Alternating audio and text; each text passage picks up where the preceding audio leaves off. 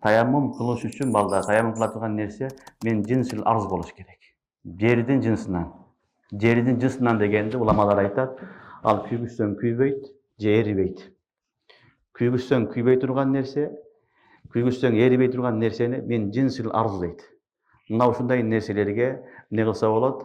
Таяммум кылса болот. Мисалы топурак, кум, бышып жыккан кирпич, мисалы кирпич, чаң, семент, албастыр, ушуга окшогон нерселер күйбөй турган нерселер.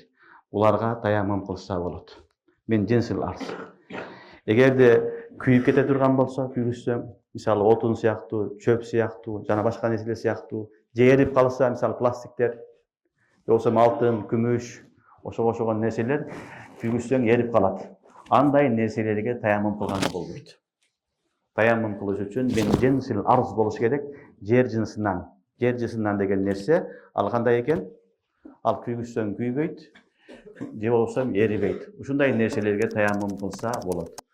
Эгерде күйүп кете турган нерсе болсо, же эрип кете турган нерсе болсо, ага таяммум кылганга болбойт, ал жараксыз болот.